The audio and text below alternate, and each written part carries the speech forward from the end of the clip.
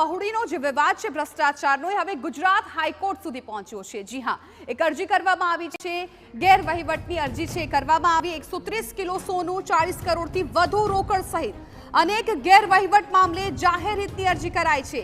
શ્રી ઘંટાકરણ મહાવીર મંદિરના જ મેનેજમેન્ટ કમિટીમાં સભ્યો સામે આક્ષેપ છે।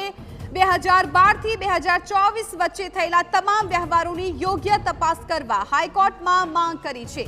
સંવાદદાતા રોનક વર્મા વધુ જાણકારી આપી રહ્યા છે। રોનક, જિજ્ઞાસા, જે લોકોની આસ્થાનું સ્થળ એવું જે મહુડી મંદિર છે તેમાં ભ્રષ્ટાચારનો વિવાદ છે, તેને લઈને ગુજરાત હાઈકોર્ટમાં એક જાહેર હિતની અરજી કરવામાં આવી છે। આ અરજીમાં આક્ષેપ કરવામાં આવ્યા છે કે જે મંદિરના ટ્રસ્ટીઓ છે, મેનેજિંગ કમિટીના સભ્યો છે, તેમના દ્વારા 2012 થી 2024 સુધી જે ગેરવહીવટ છે તે કરવામાં આવ્યા છે અને આ સમયગાળા દરમિયાન 130 કિલો સોનું, આ ઉપરાંત 40 કરોડથી વધુની જે રોકડ રકમ છે તેમાં ગેરવહીવટ સામે આવ્યો છે। એટલું જ નહીં, પરંતુ કેન્દ્ર સરકાર દ્વારા કરવામાં આવેલી નોટબંધી બાદ આ જે મંદિર છે તેમના દ્વારા 20% કમિશન ઉપર જે વ્યવહારો છે તે પણ કરવામાં આવ્યા હતા।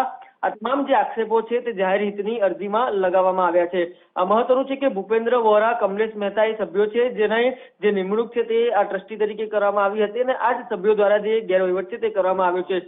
આ ઉપરાંત અનેક જે વિવાદો છે તે અત્યારે ચેરિટી કમિશનરમાં પેન્ડિંગ છે અને તે તમામ જે વિવાદો પેન્ડિંગ છે તેનો તાત્કાલિક ધોરણે હલ કરવામાં આવે તે પ્રકારની પણ અરજીમાં માંગ કરવામાં આવી છે। આ ઉપરાંત રાજ્ય સરકાર આ સમગ્ર મામલે હસ્તક્ષેપ કરે અને જે લોકોની આસ્થાનું સ્થળ છે તેમાં આ પ્રકારના ગેરવહીવટ દૂર થાય તે પ્રકારે પણ અરજીમાં જે દાદ છે તે માંગવામાં આવી છે। ત્યારે હવે ગુજરાત હાઈકોર્ટ સુધી જ્યારે સમગ્ર મામલો પહોંચ્યો છે ત્યારે આગામી દિવસોમાં આ મામલે સુનાવણી હાથ ધરાશે અને તેના પર સૌની નજર રહેશે કે યાત્રાધામોમાં ચાલતા ગેરવહીવટ મામલે કોર્ટ શું વલણ અપનાવે છે।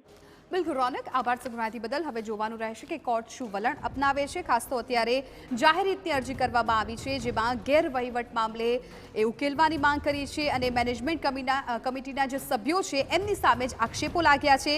2012 થી 2024 વચ્ચે થયેલા જે તમામ વ્યવહારો છે એની યોગ્ય તપાસ કરવા હાઈકોર્ટમાં માંગ છે।